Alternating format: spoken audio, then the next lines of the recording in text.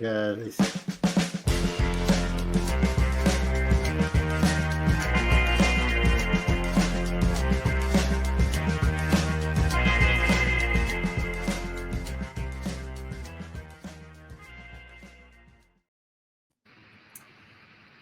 welcome to the Security Guy and CIA Spy Pod broadcast. I am Robert Siciliano, and this is Peter Warmka. Hi, Robert. How are you doing? Hey, buddy. I'm doing all right. Hey, I got a question for you. Does my voice and everything sound good to you? Like any static or anything? There's like a little bit of background noise. I don't really want to call it like when you put on, maybe if you want to. If you're on the airplane and you don't want to hear anything, and you put this background noise in it, that's kind of like low hum, like a low hum, like a white noise. Yeah. All right. And if anybody out there in the broadcast sphere here's any crackling or anything that you don't like, just let us know in the comments section. We appreciate that. Mm-hmm. All right, y'all. So listen, what's going on in the world today is that chaos and disruption and confusion and murders and all kinds of stuff that makes us all upset on a regular basis, right? Absolutely. None of it is good. I mean, of course there is good. There is good, plenty of good, but there is like a lot of stuff that's like too much, right? And that too much is affecting us and our psyche and our well-being and our general overall, peace and balance, right? Not happy about any of it. That said, New York put together the Safe Kids Act to restrict addictive social media and to protect kids online, right? And if you've been paying any attention in the past, 10 years, kids are just like all bringing their phones to school. Kids' phones 24 hours a day, and it's causing problems. And the studies are now coming out that say, yeah, this isn't good for the kids, and yeah, we're going to restrict phones in schools, and it's about time that they did that. And we are way overdue in regards to restricting kids' access to social media as much as they have. I didn't give my kids their phones until they were 14 for obvious reasons. And when they finally got them, I started to see changes in their behavior, more with one kid than the other. And, right here, the Safe Kids Act is designed to essentially let social media sites know that they've got to properly identify and authenticate children in order to allow them to be online. And I think what's going to happen is the reverse. I think us adults at some level might need to be identified and authenticated if the social media companies use some type of a biometrics technology that would essentially look at them and recognize that they are underage, let's say, some type of a marker that says that. And then from there, they would require identification for children if they said, okay, you look too young to us, is what I'm thinking. Peter, what are your thoughts on all this? I agree, but I think a big problem it's not so much the concern. Well, the concern is there for the younger adult, for the youngsters, but the problem are the adults. Really, when it comes to a lot of this too, when it takes the parents also to participate in this type of program for it to be successful, and if the parents just say, well, I don't agree with this, I'll just let my kid, have the free use of the cell phone. It's only going to have half the effectiveness that it maybe really should, just because the parents are going to allow their kids to have unrestricted access. Yeah, be able to bypass some of these controls. Yeah, not good. The article talks about how children and teenagers are struggling. This is a press release with high rates of anxiety and depression because of addictive features on social media platforms. That's the reality of it.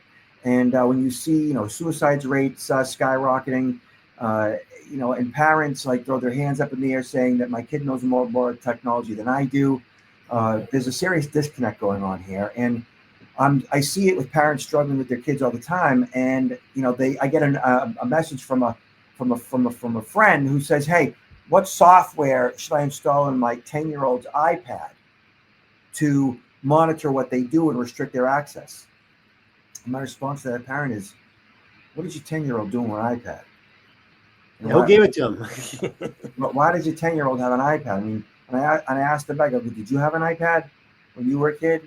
Well, the technology's so great and they love it. And it's like, well, yeah, but it's messing with them in ways in which that we're not really grasping. It's just too much. It's a babysitter to a lot of parents, and That's what it is. a lot of and kids aren't doing what they could or should be doing, like outside. And like there's a yeah, there are all kinds of good things too. Like there are certain things that language apps, and there's a number of other things, and a number of benefits to it, of course. But they're on devices enough during the day at school, I think, and give them maybe like an hour at night, if that, but in your presence, and be done with it. And then at 14, the game changes a little bit. But even at 14, they should have enough homework to do that they're just, in front of screens for the homework aspect of things. And they shouldn't be on all kinds of crazy socials, Snapchat, Facebook, Twitter, whatever it is, Instagram, TikTok, whatever, like for 5-6 hours a day. Like it's too much. This isn't a technology problem. It's a parenting problem. Mm-hmm. And with a lot of these technologies, I suppose the parents will be allowed to opt out of these type of controls, right?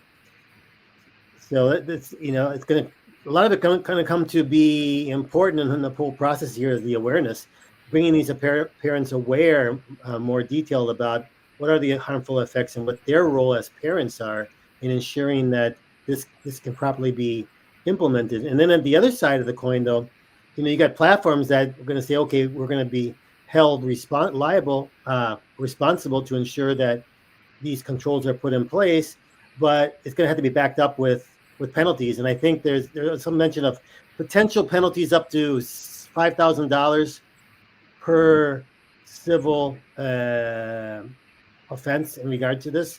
I mean, which can run up to be substantial if that actually is enforced. Yeah, it says requires social media companies to restrict algorithmically personalized feeds or addictive feeds and nighttime notifications for users under the age of 18 unless parental consent is granted. Addictive feeds and nighttime notifications are tied to depression, anxiety, eating and sleeping disorders, and other mental health issues for children and teens. The proposed rules released today explain which companies must comply with the law and outlines standards to determine users' age and obtain parental consent. The public comment period is proposed rules for 60 days. I would love to see this actually work. I would love it. It would be the best thing. Well, yeah, but it should be at the federal level, really. Yeah. Well, that states. I mean, so keeping things like data breach notification laws in mind when you say that, Peter, data breach notification laws came into fruition like as a result of ChoicePoint back in 2004 and 5 being breached, and California being one of the only states in the country to have data breach notification laws in place. That's and when true. Right. And That's so true. now Yes. all 50 attorneys generals across the country have data breach notification laws in place. Further, I think Graham Leach Bliley says something in that regard too, which is federal. I could be wrong on that, but it's happening across the country.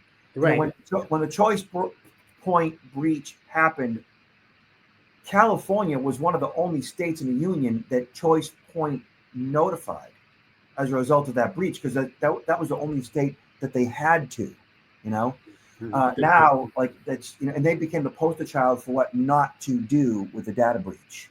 Okay. Now, since that time, things have changed significantly. There's a lot more, I guess, understanding of risk state to state and on the federal level. And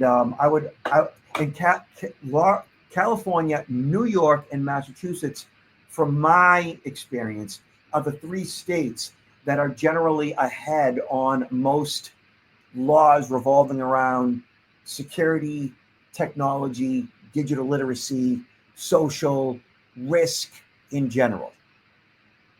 Mm-hmm. I see this as a good thing that New York is running with it. No, I agree, and if successful, I mean, you'll see other states falling in line. Mm-hmm. If successful, yeah. And let's hope for that, and parents, let's hope for that. All right. So all that being said, right, This is also, social media reduced two horrific killings to cheap snuff films via the New York Times. First, it was the nightmarish stabbing of Irina Zarutska, a 23-year-old Ukrainian refugee on the train in, I believe it was North Carolina. Yes. And then Charlie Kirk's assassination shooting with his, neck exploding and blood just gushing out. I mean, it was awful.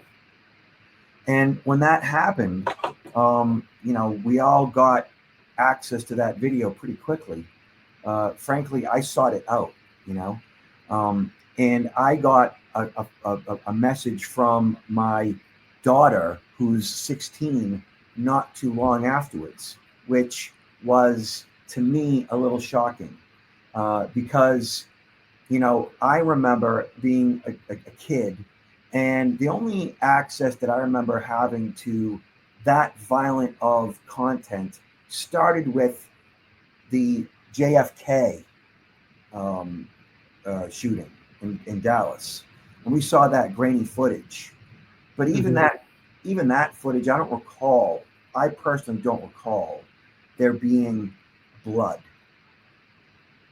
I just recall the physical action of him getting shot and his body being hit by it, and his physical reaction to it, and his wife climbing on the back. And that's how I remember it. And I've probably seen it, I'm guessing 20, 30 times. Easy. And then later on in the mid to late 90s with VHS, even earlier than that, the film Faces of Death. And then a lot of footage like that with access to the internet via dial-up in the mid-90s. But as a child under the age of 18, never really saw anything like that. My daughter calling me with that, hey, I saw this, and her reaction to it, for me, was a bit overwhelming. Well, it can be traumatic actually seeing those videos, that level of detail. That can stay with you forever, really. And think of a kid that sees something like that, especially. Yeah. The columnist in the Times says, the nescient stages of social. She was an optimist about unfiltered imagery. She said, as others did, that unfiltered images from the news events might make people more empathetic towards victims of natural disasters, repression, or systemic violence. She also hoped that raw reality from conflict zones would challenge the sanitized cinematic version of war that too many people held, or might force them to care about conflicts they were otherwise happy to ignore. But that's not what happened. Today, there are far more cameras than ever. We're drowning in videos documenting the last breaths of victims after victim. But instead of making us almost sensitive to the horrors of our fellow humans' experiences, instead, functioning as tools of understanding, graphic images turn into something closer to viral snuff films, and they are endlessly replayed, reducing tragedy to voyeuristic content, and they dehumanize, and not just the victim, but all of us. It's sort of, there's a two-pronged thing here. First of all, why do major news networks, they will edit out portions of the video that they think are too graphic, or they will provide you an advisory in advance saying, no, we're going to be showing this. You may want to, not want, you have the option knowing that something really graphic might be shown, and they're warning you, and so they're trying to protect you from seeing something that might, you might not want to see. You know that in advance. Also, though, hey, Robert, I'm thinking about, you don't hear too much about this right now, but I would think one of the first things that pops in my head, that so many of these incidents, I want to say, the majority of them are by younger males for the most part, and it's sort of a generation that's grown up with gaming. A lot of this gaming is actually very, it's showing combat, and it can be very graphic, and it just brings to my mind a question: is growing up and playing these particular games every single day in some ways desensitizing individuals when it comes to being able just to just take a gun and it's just start shooting around. It's like, lowering the value or lowering the sensitivity. And, hey, this is in the real world, these are real people. This is not a game. I don't know. So I hear me out, right? So JFK mentioned that over the past couple of weeks. Is it JFK? Yeah. RFK. RFK. Yeah, RFK mentioned that in the past couple of weeks. And that, I guess, observation has been around for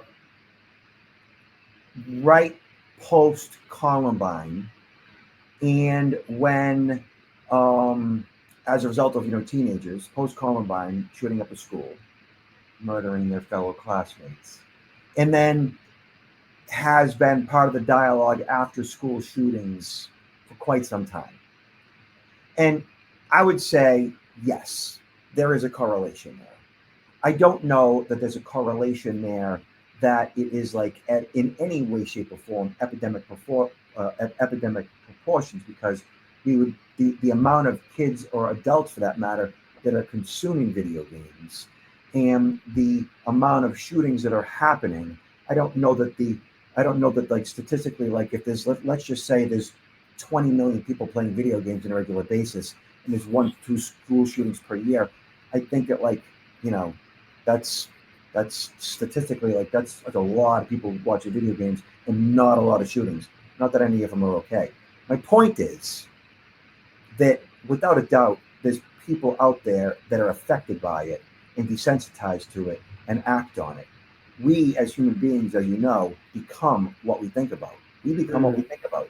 So if you're being bombarded by advertising and imagery that, is designed to make you buy something, you are likely to make that purchase as a result of that, right? If you are consuming and doom scrolling all types of information on a regular basis that's making you upset, or that's making you, think left wing, or that's making you think right wing, you are apt to be upset or think more left wing and think more right wing, and so on. And without a doubt, consuming violent imagery on a regular basis is going to have an effect on you. Is it going to make you act out?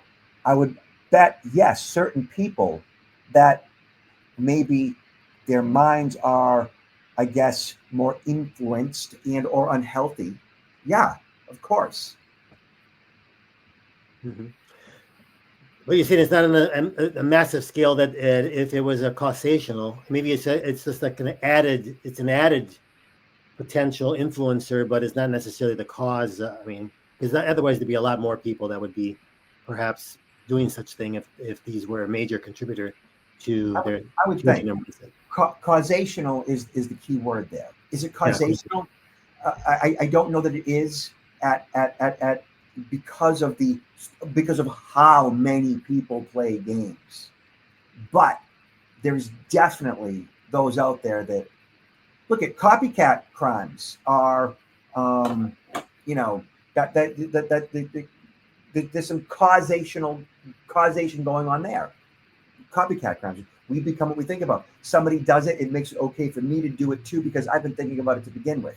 Therefore, now it just happened. Oh, right. Perfect. Ruth, let's do it.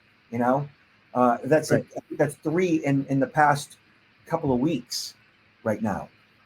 3 shootings from roofs in the past couple of weeks. Is it 2 or 3? 2. Yeah. Oh, we had the shooting just happened yesterday, right? Yeah, that's 2 in the past week. Writing on the bullets, the whole thing, right? Mm-hmm. Mm-hmm. So, no doubt that this problem is getting more serious. If we look at what's happened over the last year, right? It's definitely we're on the upward trend here, and with unfortunately, I don't see much hope in sight that this is going to get significantly better. You know what I'd like to see? I would like to see the current administration lower the temperature a little bit. Yeah. Call for calm. Call for a little lowering of the anger that's going on. But I don't see that happening, because I don't really think that the administration cares that much in that regard. I don't know. Yeah, we haven't seen. This has been going on for some time, with having a lot of the heat being turned up more than actually being turned down. Unfortunately, Yeah. it's kind of a continual. So I think like if anybody's paying any attention, like if you want the temperature to go down, then like maybe like in your own life, like just talk to the people you know, and in that regard to kind of bring it down a little bit. Yeah. And speaking of high temperatures, how many masked men does it take to rob a jewelry store? 15 apparently. And this happened in California, and this is the second. Come on. Oh.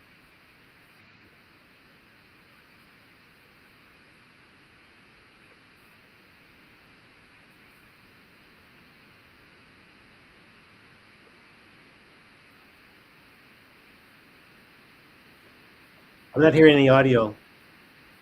Okay. Yeah.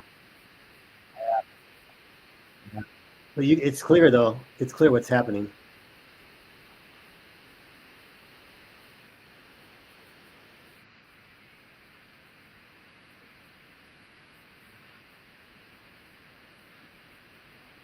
So it's basically a team of 15 people that arrived with, I mean, they have a number of cars that were staged there, and then one of the main vehicles backing in to the storefront, and then running in and basically just starting to smash and grab, and even throwing the owner of the store on the floor. And I guess he suffered a stroke as a result of this incident. Yeah. So for those of you who are just listening, we had no audio. For those of you who are viewing, obviously you had some video. And thank you for that, Peter. This is the second time it's happened in California in the past couple of weeks, and obviously these kids know what they're doing, and they're successful at it. And the stores who are affected by it, they're only now beginning to put technology in place to I guess mitigate the risk. The second one that I saw this week, the storefront was such that that they didn't break in with their vehicles; they actually ran in through. And when they came in and the door closed behind them, it locked. And yeah, it locked and it wouldn't let them out. And when they were smashing and grabbing through the jewelry cases, they had glass that didn't just shatter. It had like a form of film on the inside of it. And so as they were puncturing the glass, it wasn't just shattering so they could reach their hand in and grab all kinds of stuff. It made it hard for them to get their hand in and get their hand out. And when it came time for them to leave without getting as much jewelry as they would have otherwise, the door was locked. And you actually saw bullets shattering the glass. They were shooting through the glass. Oh, the door or the windows. Yeah. So like, I mean, none of it is any good, obviously, but there's technology in place that assists in reducing risk to a higher degree. And I think, and this particular, I guess, strip mall, they had a technology running that had a drone, that when the alarms went off, the drone kicked in, and the drone was filming the break-in. It filmed all the cars, it filmed the break-in, and it filmed where the cars went.